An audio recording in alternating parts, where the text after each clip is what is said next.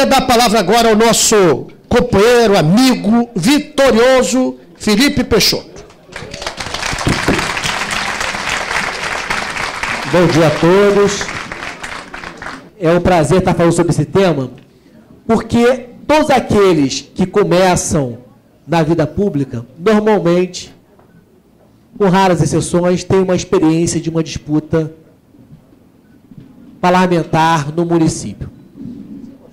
São daqueles que têm a oportunidade de disputar de imediato uma eleição majoritária ou por uma herança política, familiar.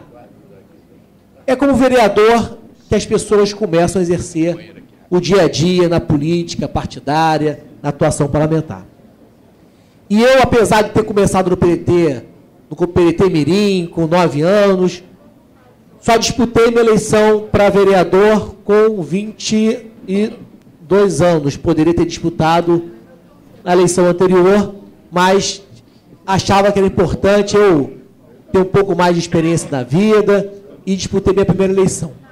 E um fato interessante que muita gente não sabe, eu faço questão de registrar, fazendo um pouco de referência ao que o Lupe botou aqui, que nem sempre a matemática que a gente vê ali no quadro, que o Zezinho mostrou para a gente, ela demonstra o capital político que você representa. Eu, na minha primeira eleição como vereador, apesar de ter tido 3.000 votos, ter sido o 18º mais votado da cidade, com 21 vagas, eu fui suplente de vereador. Fui suplente de vereador. Então, às vezes, você precisa vir para testar, para ver, e nem sempre é suficiente. Tinha vereador eleito com a metade dos meus votos. E a gente viu ali, nos gráficos apresentados por Zé Bonifácio, muitas cidades, isso se repetiu. Eu achei muito interessante que ele apresentou o percentual de votos que nós tivemos no município. Porque isso que, de fato, representa a representação partidária no município. Mas tive a oportunidade de ter o prefeito, o Jorge Roberto, como prefeito eleito em Niterói, e que de imediato me convocou para estar como vereador no município. Isso foi 2000. Foi 2000. A eleição 2000. Em 2001, assumi o mandato, fiquei 2 anos como vereador, depois retornei para a Câmara, 2 anos como vereador, saí para ser secretário municipal, porque o titular retornou para o mandato, fui reeleito depois como vereador, como o mais votado partido, era o 6º mais votado, passei a ser o 1º, e o 5º mais votado da cidade, até depois uma reeleição em 2008, onde nós conseguimos bater o recorde de ser o vereador mais votado da história da cidade, o marco que a gente registrou na cidade, e que elegemos, por conta dessa votação, de uma nominata boa que nós construímos na cidade, 1/3 da Câmara Municipal foi do PDT com 6 vereadores. Mas por que eu estou falando isso? Porque o sucesso de uma reeleição ou de uma eleição começa com uma boa atuação parlamentar e com muito trabalho. Ninguém vai conseguir ganhar uma eleição se não for com trabalho. E aí, especialmente uma disputa de vereador municipal, e cada vez que você vai para municípios menores, a disputa é maior ainda, porque às vezes na mesma família tem 3, 4 candidatos, e você nem consegue o voto, às vezes, de um primo, de um tio, eleição muito disputada, se não tiver muito trabalho, não se conquista esse voto.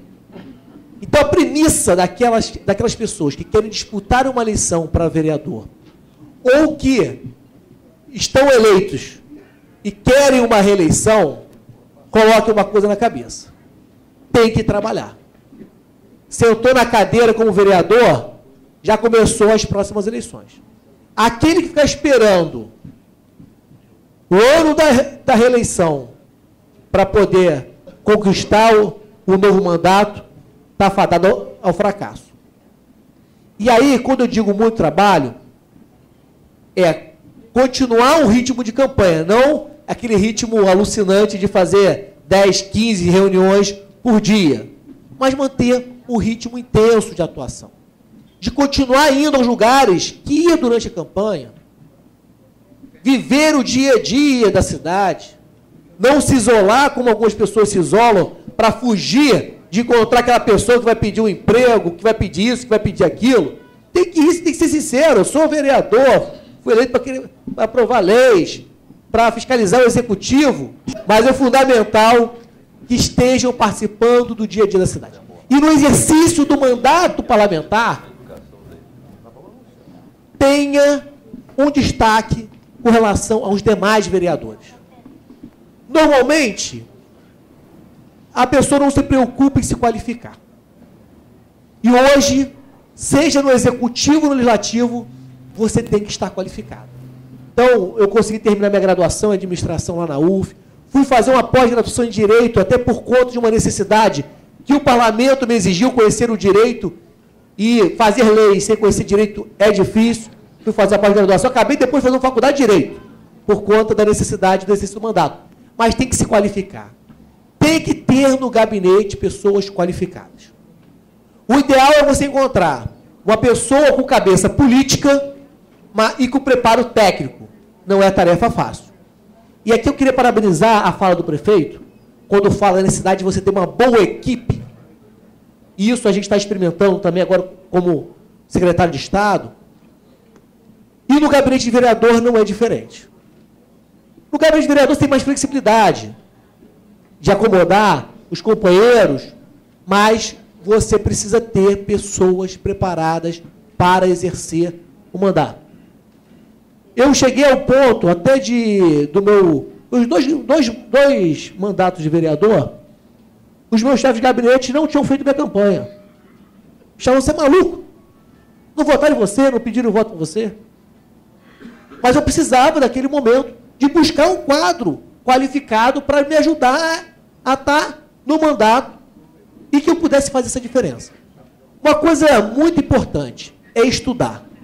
Tudo que bater lá, pegar, enfiar a cara, procurar a legislação, se preparar para o plenário, para as votações.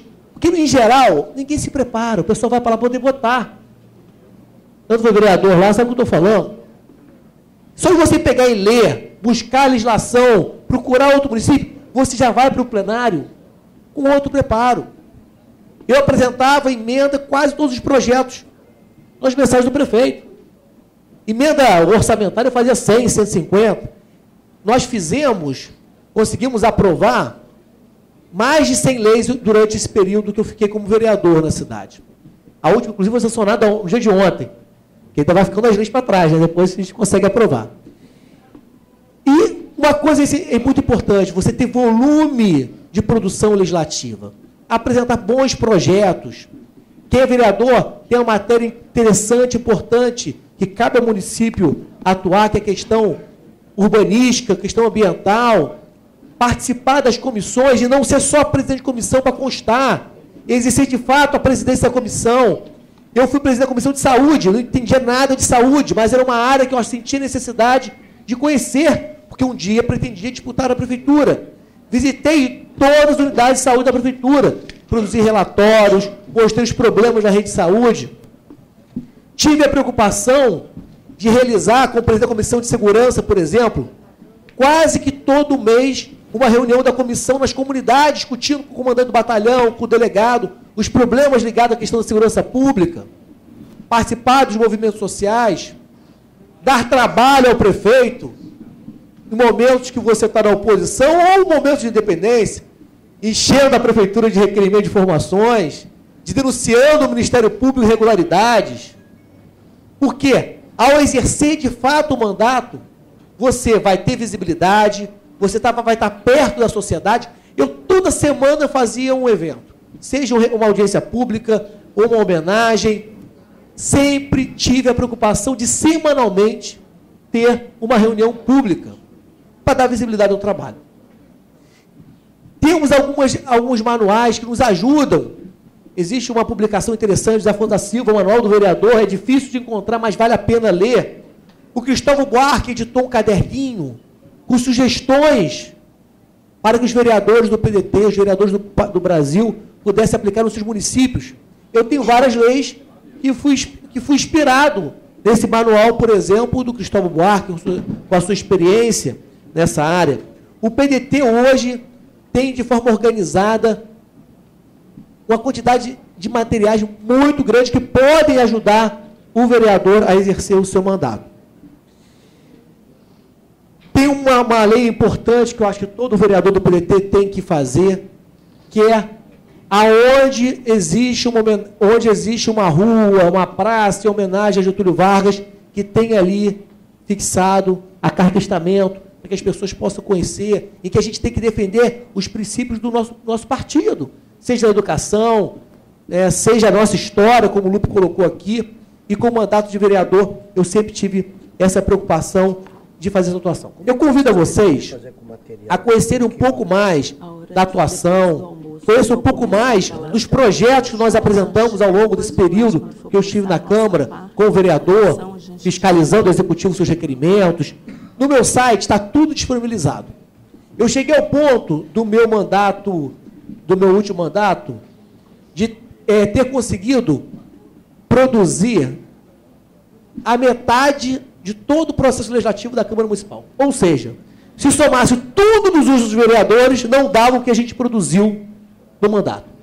E fiz questão de colocar isso tudo na internet, para permitir que outros vereadores, como vários municípios do Brasil, tiveram acesso, como o Estatuto da Bicicleta, como projetos voltados para a questão ambiental, urbanística, lei de blindagem de bairros contra o crescimento desordenado, leis voltadas à questão da educação, pudessem estar lá disponibilizados. Então, vocês que são vereadores de primeiro mandato, ou que já estão exercendo mandato, entrem no site, que vocês vão ter acesso a toda essa produção legislativa e vão ver um pouco do que a gente pode disponibilizar de apoio. Quem tiver alguma dúvida, a gente se coloca aqui à disposição.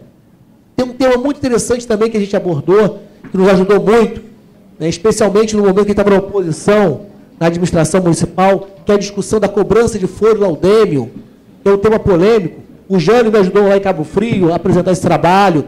Quem for de município litorâneo, a gente tem uma documentação muito farta que a gente conseguiu, com o trabalho de uma comissão especial que nós criamos em Niterói, suspender a cobrança de foro e laudêmio, que é aquela cobrança que a União faz para terras de marinha, e todo o litoral do Rio de Janeiro, exceto a capital. Então, um trabalho que vocês podem desdobrar nos municípios, no caso, municípios litorâneos. Quero aproveitar aqui o tempinho que me sobra para dizer um pouco da nossa atuação frente à Secretaria de Estado. Eu não acabei exercendo o mandato de deputado estadual como eu pretendia, como eu gostaria, porque fui pego de surpresa pelo convite do governador Sérgio Cabral e do nosso presidente Carlos Lupe para assumir esse desafio como secretário. O Lupe é testemunha de como eu resisti a não querer assumir a secretaria, mas entendia que era fundamental para o partido estar participando de um governo do Estado e, mais do que isso, de ter o deputado Jânio Mendes participando da Assembleia Legislativa como vereador, como deputado, um deputado brilhante, que orgulha o Rio de Janeiro pela sua atuação. Né? O Luizinho, para mim... Eu costumava dizer, vou fazer isso por conta do Jânio, porque eu gosto dele e sei que ele vai ser capaz de me representar de uma forma tão brilhante, né, que eu tenho tranquilidade que o suplente vai assumir o mandato. O Luizinho é uma grande surpresa, porque eu não conhecia o Luizinho, conhecemos e abraçou o partido, a liderança, participa de todas as reuniões, toda hora a gente se encontra. Uma pessoa que tem essa predisposição, esse compromisso partidário é fundamental. Tenhamos deputados compromissados com o partido, que tenham essa disposição para vir aqui às reuniões do nosso diretor estadual, sentar nessa cadeira, de conversar com os companheiros, e o Luizinho tem se demonstrado um companheiro muito importante.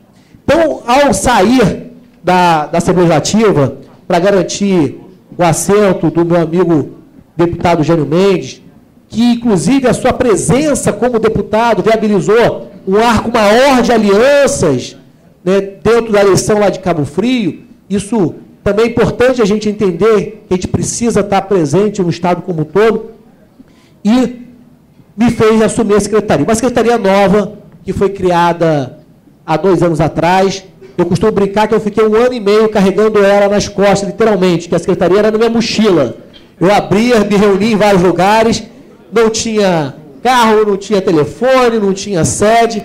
E nós conseguimos construir, ao longo de 1 ano e meio que eu fiquei à frente da secretaria, até me compatibilizar para disputar a eleição em Niterói, conseguimos fazer uma grande secretaria, bem estruturada. Convido a vocês que quiserem nos visitar. Nós funcionamos aqui no Banerjão, mas o prédio vai receber um retrofit, uma obra. Então, nós nos instalamos na rodoviária de Niterói, então, uma sede muito interessante. Alguns de vocês já foram nos visitar. Uma sede organizada, parece que está entrando numa empresa privada em termos de organização. Temos um investimento grande que nós fizemos lá, de estruturação. Quero aproveitar que a gente trabalha na área dos planos de estruturação territorial do Estado. Quem quiser ter acesso, nós temos aqui embaixo, além do vídeo que está sendo disponibilizado, nós temos a folheteria que a gente pode apresentar. E além dessa área do planejamento, dos planos de cada uma das regiões do Estado, nós estamos desenvolvendo um programa de urbanização, requalificação das comunidades pesqueiras, que já começamos em Niterói, São Gonçalo, vamos chegar em Arraial do Cabo, Magé. Temos também, vinculado à secretaria, três administrações indiretas. Nós temos a SEASA e a CASERJ, que o presidente está aqui, o Leonardo, queria que você levantasse, Leonardo, para a pessoa te conhecer, quem quiser. Tem o Capitão Rebelo, que é o nosso diretor operacional, levanta o Rebelo, o Daniel Rosa e o Sávio, está a diretoria toda aí presente, o Daniel Viana também, seu jurídico, também está aí. Eu costumo dizer que essa turma topou o desafio de tentar resolver aquilo que todos acreditavam que não seria jamais resolvido. Foram para Irajá, enfrentar ali problemas que não são pequenos, depois a gente vai ter oportunidade de compartilhar, mas conseguiram, pela primeira vez na história da SEASA, tornar a SEASA uma empresa sem depender de recursos do governo do Estado. É uma empresa hoje que ela arrecada, que ela paga as suas contas, paga IPTU que não pagava há quantos anos, não tinha pago IPTU na vida, paga IPTU, paga os seus impostos, paga seus servidores em dia, conseguiu transformar, ao longo desses anos, a empresa com uma outra cara, tem muita coisa para fazer, a gente não conseguiu. Fizemos um trabalho de desarmamento, que o Marci está lembrando aqui, nós tínhamos uma estrutura de guardas armados lá, que a gente fez todo o processo, com vários processos de Polícia Federal, questionando esse armamento, que tinha um armário lá que qualquer um invadia lá e fazia uma festa em qualquer lugar, tinha mais de 100 armas dentro da SEASA, e 100 pessoas sem estar habilitadas para portarem arma. Hoje nós temos lá o PROES, que é um programa onde a gente contrata a própria Polícia Militar para fazer esse trabalho, quem está preparado para isso. E todo um trabalho que o Leonardo, quem quiser conhecer um pouco mais, pode falar com vocês aqui. Fora todo trabalho de apoio à agricultura familiar, o banco de alimentos, que vocês podem conhecer também. Temos unidades em Partido Alferes, está nosso coordenador aqui presente. Temos em Friburgo também. Temos em São José do Bar, Itaucara, são as nossas cidades funcionando. Muita coisa foi largada e abandonada. Estamos fazendo a fusão da CASERJ com a SEASA, que é a Companhia de Silos e Armazéns, não tinha sentido de existir, todo o trabalho de fusão. Então, algo que o governo do Estado achava que não tinha solução, que era um problema, nós ainda não conseguimos resolver todos esses problemas. São problemas de 40 anos, mas com certeza avançamos muito e temos um trabalho importante lá. Temos também a FIPESC, que é a Fundação Instituto de Pesca. Temos aqui, cadê os nossos diretores aqui? O Augusto, diretor técnico, e o Valmir, diretor administrativo, está aqui presente, estão presentes. O Marco Botelho foi resgatar um filho que está viajando fora do país, estudando, e sofreu um acidente lá e precisou ir lá resgatá-lo e não pôde aqui presente. E na FIPERJ também, nós mudamos a cara da FIPERJ, fizemos concurso público para a FIPERJ, demos uma nova sede para a FIPERJ, inauguramos escritórios regionais da FIPERJ em Campos, para o norte, no noroeste em Pádua, na Costa Verde em Angra, temos escritório em Cabo Frio e também reativamos as pisciculturas. Pegamos uma situação de abandono completo do setor da pesca no Rio de Janeiro e hoje a FIPERJ é uma outra realidade. Temos também o escritório da região metropolitana funcionando. Então, mudamos a cara da FIPERJ. Faço convite a vocês também conhecerem esse trabalho que é desenvolvido pela FIPERJ e que muito contribui aí para um setor que já foi um setor importante no Rio de Janeiro e que a gente está resgatando toda essa tarefa voltada para o setor pesqueiro. E, para finalizar, né, eu acho que fica aqui, se a gente está falando sobre planejamento e gestão partidária, eu quero aqui me somar à fala do nosso prefeito a respeito da importância de você fazer gestão da coisa pública. Já foi o tempo que você administrava a coisa pública sem se organizar, sem definir metas, sem trabalhar com planejamento. Isso hoje é essencial. Eu tenho visto isso muito em participar do governo Sérgio Cabral, que eu tenho muito orgulho de participar pelos avanços em várias áreas, especialmente na área da segurança pública, os avanços que nós tivemos ao longo desses últimos anos, e avanços em áreas importantes, né, no governo do Estado, e dizer para vocês que, sem fazer gestão, sem estabelecer meta, sem trabalhar com pessoas preparadas, sem qualificar a sua equipe, você não consegue avançar. Então, aqueles prefeitos que estão assumindo o mandato, ou os vice-prefeitos são secretários, ou secretários municipais, a gente precisa estar qualificado. O prefeito tem uma longa experiência aí ao longo desses 4 anos, e hoje isso é fundamental. A gente não pode jamais abrir mão da política, da sensibilidade política. Às vezes, o gestor técnico perde um pouco essa sensibilidade na ponta. Isso você, como político, gestor, precisa ter. Mas precisa trabalhar, independente de tudo, com metas, com resultados. Que você consegue, na prática, mudar da realidade daquela população, daquela pessoa que você atende? Quantas pessoas hoje morrem no município até tantos anos? O que você consegue, ao longo desses 4 anos, reduzir a mortalidade infantil daquele município? Quantas pessoas mais você consegue colocar dentro da sala de aula? Quantas pessoas mais você consegue atender? O gestor tem que ter essa preocupação. Fazer gestão, ter metas e ter como foco principal a melhoria da vida das pessoas que são atendidas pela coisa pública. Não tem sentido você sentar numa cadeira como gestor sem se preocupar lá na ponta com aquelas pessoas que mais precisam. Segunda, só tanto para o Sandro quanto para o Felipe, eu queria fazer uma observação em trecho do discurso dos dois aqui. Quando a gente fala na qualificação técnica, viu, Zé e Luizinho, é importante isso. A gente não pode nunca deixar de entender que só existe a qualificação técnica por uma decisão política. Ninguém se qualifica tecnicamente se não fizer a opção política, do compromisso político com o gestor que está à frente da sua administração ou da sua secretaria. Nós não podemos em nenhum momento, porque não é o caso que vocês falaram, mas nós não podemos em nenhum momento endossar um discurso que é muito próprio do conservadorismo e da direita, de desqualificar o político. Política nós fazemos por opção, ninguém está aqui porque é pago, nós não estamos oferecendo nada para ninguém, nós temos sonhos e utopia de construir uma sociedade mais justa e mais igual. Então nós temos que pegar o técnico e transformá-lo num competente técnico quadro político. E temos que pegar um quadro político e dar condições para ele ser um bom quadro técnico. Não existe administração técnica nenhuma parte do planeta Terra. Isso é falácia, porque toda decisão é política. Todo embate, quando se tem, a partir do orçamento, para a execução dele, para o planejamento dele, tem decisão política. Toda. Não existe uma decisão que não seja política. Não é o que vocês falam. Eu estou apenas somando isso porque eu fico muito preocupado quando a gente vê sempre a desmoralização dos quadros políticos.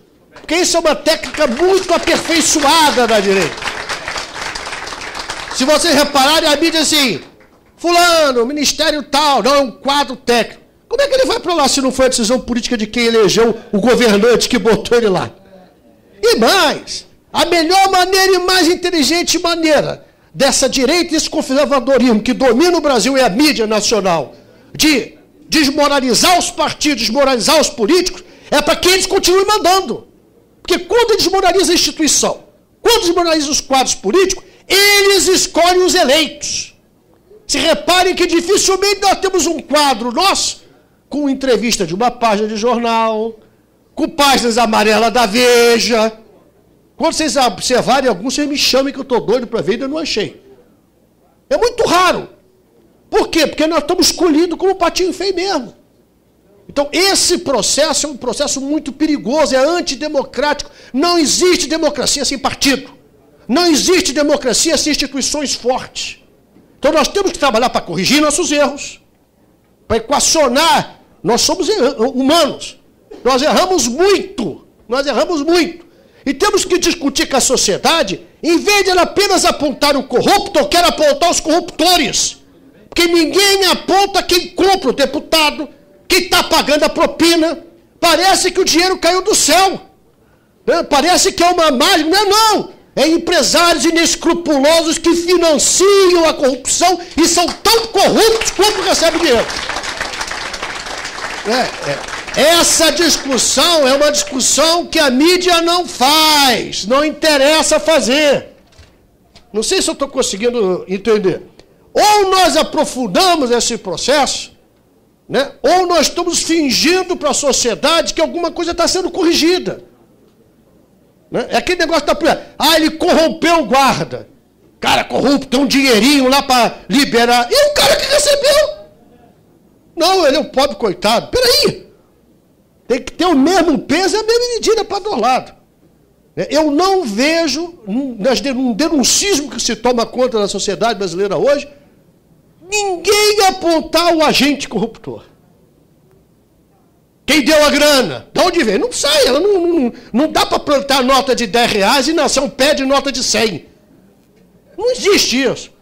Para que eu estou falando isso? Porque isso é uma coisa muito sofisticada, gente. Há anos atrás, na ditadura, os milicos vinham com arma, calavam a nossa boca, tomavam o nosso pão, prendiam a nossa família e botavam para fora do país. Hoje é mais sofisticado. Hoje colocam a gente no gueto. Dão carimbo, colocam no gueto. O guetozinho, quando a gente sai, é político, lá vem o... Não dão nem bom dia, olha o corrupto aí. Generaliza.